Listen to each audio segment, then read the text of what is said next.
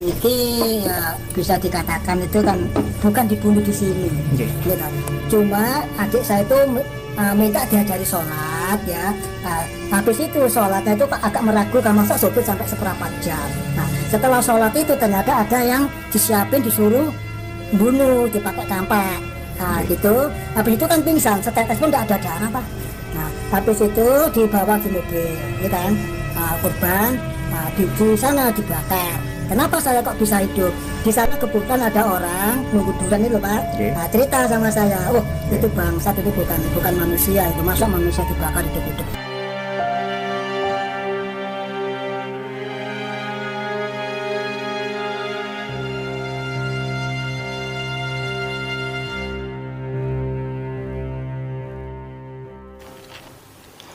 Hei para budak-budak Yaman, dengerin ya, cempreng kuping kalian. Karena sampai sekarang masih meyakini bahwa Habib itu adalah duda Rasul yang barokahnya akan mengantarkan kalian kepada syafaat Rasulullah. Cempreng, makanya telinga kalian cempreng. Nih dengerin, ada seorang Habib yang kalian anggap sebagai duda Rasul, tapi dia telah melakukan kejahatan yang luar biasa, yaitu telah melakukan pembunuhan berencana. Namanya Habib Muhammad Ali Hiduni. Dia telah membunuh Rosan, jamaahnya. Jadi Habib ini telah berhutang kepada Rosan sebanyak 500 juta. Tetapi karena dia tidak bisa membayar, akhirnya dia melakukan pembunuhan berencana. Habib-habib ini masih kalian sebagai dura Rasul yang auto akan masuk surga dan haram dirinya untuk dijilat api neraka. Makanya melek kalian para budak. Nanti kita saksikan pengakuan dari saudaranya yang menceritakan tentang kronologi pembunuhan jahat oleh Habib ini. Bikin geram juga Habib seperti ini. Dan yang paling bikin geram adalah para jongos, para kacung, para budak. Kalau yang namanya Durah Rasul itu tidak bakalan melakukan kejahatan sejahat itu. Membunuhnya bukan hanya dibunuh saja, tetapi dibakar. Kalian mau dibakar seperti itu? Makanya buka mata lebar-lebar dan cembreng telinga kalian lebar-lebar, biar kalian bisa melek, melihat kenyataan dan mendengar fakta tentang mereka. Kita lihat videonya. Assalamualaikum warahmatullahi wabarakatuh. Selamat datang guys di channel. Diam saudara. Iki ya bisa dikatakan itu kan bukan dibunuh di sini, gitu. Cuma adik saya itu minta diajari sholat ya. Habis itu sholatnya itu agak meragukan masa sopir sampai seperempat jam. Nah, setelah sholat itu ternyata ada yang disiapin disuruh bunuh dipakai kampak. Nah, gitu. Habis itu kan pingsan, setetes pun tidak ada darah, Pak. Nah, habis itu dibawa di mobil, gitu kan. Korban di sana dibakar. Kenapa saya kok bisa hidup? Di sana kebetulan ada orang nunggu durian itu, Pak. Nah, cerita sama saya, oh itu bangsat, itu bukan manusia, itu masa manusia dibakar hidup-hidup. Ngoten kok sakit, Pak, ngoten kok sampean semurip. Misalnya logika, Pak. Jenenge montor nalika geni cek murip iku gowo enggak karo-karo. Lah berarti logikanya masih hidup. Nah, gitu, Pak.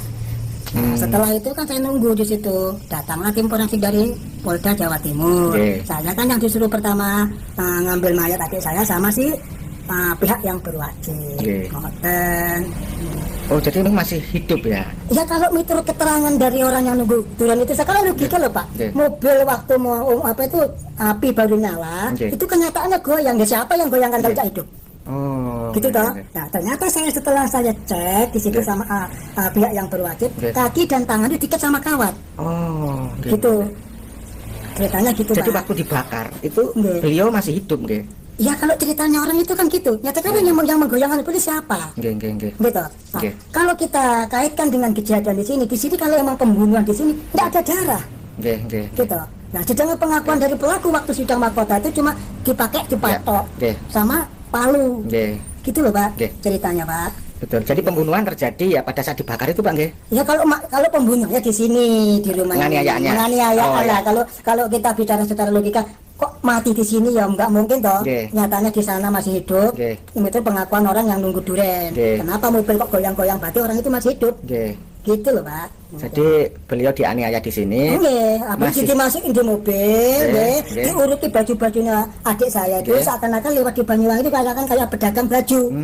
Memang banyak itu Pak yang lihat Pak, tapi nggak nyangka dong di dalam itu apa orang kan gitu Pak. Saya nggak berani nyebutkan mereka karena masih hidup. Oh betul Pak. Kan gitu. Nah, gitu. Itu pelakunya katanya seorang guru agama, Pak, pemimpin majelis taklim. Betul. Pak. Siapa beliau itu Pak? Habib Ali. Itu dulu dia pernah jadi apa doli itu Pak? Doli di Surabaya. Terus karena dia itu pinter ngaji, mungkin untuk menghindari yang macam-macam dia itu akhirnya banyak jamaahnya di sini, termasuk adik saya juga kena gitu loh Pak. Tapi yang pasti dia guru ngaji Pak. Guru ngaji memang. Oh begitu. Memang bisa ngaji memang Pak gitu. Iya. Panggilannya Ayi. Oh ya. Gitu. Iya. Ayi. Iya. Orang-orang gitu. Oh jadi kan gini Pak, kan di masyarakat itu ada sebuah keyakinan katanya Habib itu keturunan Rasulullah kan gitu. Masa keturunan Rasulullah perilakunya gitu? Berarti dia bukan keturunan Rasulullah dari perilakunya. Kan, apa itu Pak, saudaranya Pak? Saudaranya itu kalau tidak salah Habib Husain itu. Oh, Habib Husain saudaranya. Saudara dari mana saya juga enggak jelas. Ya. Karena saya waktu itu siapa dapat telepon, minta ketemuan sama saya. Ya saya sebagai seorang muslim ya sudah masa sudah mati mau hidup nggak mungkin. Kalau ada seorang muslim mau silaturahmi sama muslim kita kan wajib menghormati. Pak Husain itu? Oke, mau silaturahmi sama saya, pun sama saya angkat. Ya monggo, saya kan juga punya rumah. Kalau Anda mau silaturahmi ke rumah saya monggo. Kalau tujuannya mau menyelesaikan masalah ini, monggo kita bicarakan baik-baik. Kayak gitu Pak ya. Tapi beliau enggak ngomongnya, enggak saya mau ketemuan di suatu tempat. Ya, kan saya kan manusia biasa punya emosi. Ya jenengan saya juga ngomong cara baik-baik kok jenengan mau ketemu di suatu tempat berarti jenengan membunuh saya gitu. Itu Habib Husain namanya ya. Terus gimana Pak? Ini enggak jadi ketemu dong. Mau ajak ketemu di suatu tempat saya enggak mau Pak. Jadi setelah pembunuhan itu ada mau sidang mahkota kalau nggak salah. Iya. Mau itu namanya mau penentuan vonis kayaknya itu Pak. Oh iya. Jadi setelah pembunuhan dan masuk ke persidangan, sudah pindah, sudah sidang mahkota. Kalau saya tidak salah saya dapat telepon waktu itu. Saya tidak jadi ketemu. Dia tak suruh ke rumah saya tidak mau. Oh jadi dia pengen ketemu sama Bapak Habib Husain itu. Sebagai saya kakaknya. Karena mau karena ada vonis itu. Karena saya tidak mau ngomong apa-apa. Monggo, saya dengan tangan terbuka. Anda mau ke rumah saya. Kita bicarakan secara baik-baik. Gimana saya? Kan nggak salah toh Pak? Betul. Tapi kenapa Anda kok teleponnya kok jawabannya enggak saya mau ketemu di omongannya kasar itu Pak ya? Ya pokoknya gitulah gitu. Jadi tidak mau ke rumah jenengan, tidak mau ke sini. Saya tunggu gitu jawabannya. Jadi tidak mau ketemu lah gitu. Wajar kalau kita menduga wah ini ada niat buruk. Apalagi adik saya barusan jadi korban kan gitu Pak. Saya tidak mau ketemu lah. Kalau mau ketemu monggo saya resmi di rumah saya gitu. Pak, itu pelaku yang namanya Habib Ali apa sekarang sudah ditangkap Pak? Saya mau cerita tentang hasil dari pengadilan. Kalau menurut dari pengadilan, saya langsung ke puncaknya siapa ya. Waktu habis sidang mahkota kan sidang putusan terakhir. Nah, ya waktu itu hakim memutuskan sudah dihukum mati. Itu. Adapun habis itu kayak mana saya sudah nggak tahu. Saya orang kecil, saya nggak tahu. Adapun sekarang kayak apa sudah dihukum mati sesuai keputusan pengadilan saya juga nggak tahu. Yang penting apa yang saya tuntut, saya sebagai warga negara Indonesia saya minta keadilan sama negara sudah dikabulkan sama yang berwajib. Alhamdulillah kan gitu. Adapun sekarang posisinya kayak apa saya nggak tahu Pak. Yang penting apa yang saya inginkan sekeluarga hakim dihukum sesuai prosedur yang sebenarnya sudah dikabulkan dihukum mati kan gitu Pak. Ya sudah lega, sudah bersyukur saya, sudah terima kasih sama Bapak aparat. Gitu. Pak almarhum Pak Rosan kenapa beliau kok bisa ikut jamaahnya Habib Ali itu Pak? Aslinya tidak ikut Pak.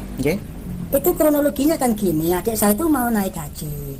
Mau naik haji karena saya posisi di Bali. Nah, cepat nelpon sama saya, Kak, saya mau naik haji. Saya punya temen, saya mau minta diajarin cara-cara sholat. Nah, cara-cara haji itu gimana? Kebetulan saya punya teman Habib biar diajari. Ya sudah kalau itu memang saya menanggap bagus ya monggo. Gimana tuh Pak? Ada orang niat baik ya masa saudara nggak dukung silahkan. Gitu. Nah, kalau sana saya habis itu telepon 1 minggu, 2 minggu yang lalu kalau nggak salah itu saya dapat telepon ketika dibunuh. Gitu ceritanya yang saya ceritakan tadi itu kronologinya Pak. Itu loh Pak. Terus pelaku sebagai eksekutor yaitu Pak Haidori, kemudian Pak Andi Ajis dan juga Pak Siwan itu temannya Pak Rosan atau bukan Pak? Bukan. Itu anak buahnya si Habib. Anak buahnya si Habib. Nggih, tak temen ndak apa ndak kenal, Pak. Oh, jadi itu Bukan kenal itu Nggih, anak nggih. buahnya si Habib. Oh, gitu ya. Nggih. Jadi nggak ada hubungan. Nggak ada. Bukan teman jamaah ya. Nggih. Karena Itu kalau ada yang dikaitkan teman itu Nggih. berarti salah itu. Nggih. Nggih. Bapak tahu nggak sekarang nasibnya Pak Haidori, Pak Siwan dan juga Andi Ajis itu yang menjadi eksekutor? Saya kan orang tani, Pak. Nggih. Apapun yang diputuskan pengadilan, si Habib itu saya ulang, Pak ya. Nggih. Si Habib itu sudah dihukum mati, si Iwan itu seumur hidup. Nggih. Kalau Haidori itu mungkin berapa tahun lah saya lupa. Nggih. Kalau si eksekutor si Iwan itu kan melarikan diri belum ditangkap Oh, sampai sekarang nggih? Nggih. Hmm. Kalau saya dengar dari berita yang saya dengar itu dia kan lari ke Malaysia. Nggih. Itu ya kurang lebih begitulah Pak keterangannya pelaku itu. Nggih. Tiga-tiganya begitu. Saya juga terima kasih sama itu Bapak aparat sudah memenuhi apa yang saya inginkan. Pelaku sudah ketangkap, sudah dukung sesuai prosedur. Itu saya sangat terima kasih Pak. Nggih. Harapan kepada masyarakat Pak supaya kejadian ini nggak terulang Pak, gimana Pak? Ya harapan saya sekarang kita harus saling jaga ya Pak. Kita jangan percayalah sama orang yang belum kita kenal kan gitu Pak ya. Betul. Kita harus jaga jarak. Adapun kita kenal kita harus waspada. Iya, Cukup iya. saya aja Pak yang jadi korban ini maksudnya keluarga saya gitu loh Pak. Saya ibu sama teman-teman meskipun teman kayak saudara tetap kita jaga jarak. Walaupun dia seorang yang menganggap pinter agama Islam. Kita tetap jaga jarak Pak. Kita kan Iya. belum tahu apa isi hati orang itu Pak. Kan gitu Pak ya. Walaupun dianggap sebagai Habib gitu ya Pak. Betul. Itu kan cuma semata-mata nama. Iya, Apa iya. tahu isi hatinya Pak. Betul sekali Pak. Nggih. Masya Allah. Jadi ini rencananya rumahnya ini mau dijual Pak nggih? Saya jual Pak. Nggih. Jangan saya jual, saya tegaskan Pak ya. Nggih. Bukan karena yang tetek bengek yang macam-macam. Nggih. Terus terang saya itu punya anak 3 Nggih. dan anak saya sudah nikah dua-duanya. Nggih. Nggih. Nggih. Dua-duanya itu belum punya rumah Pak. Nggih.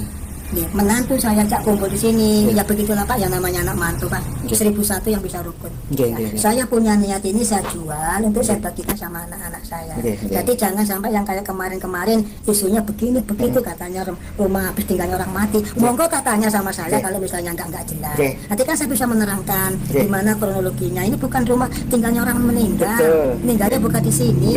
Betul Pak. Kan gitu Pak. Ya, ini fakta bukan di Betul. sini meninggalnya Nggih. gitu loh. Oke. Nggih. Jadi mudah-mudahan video ini bisa dilihat oleh semua orang dan mengetahui yang sebenarnya Betul, Pak. bahwa rumah ini Nggih. bukan tempat pembunuhan. Bukan. Nggih. Kalau matinya di sana, Di gitu loh Pak. pinggir hutan, Pak, ya? Nggih, di jurang sana di Ijen gitu loh. Ah, Masya Nggak tahu Allah. saya lupa itu.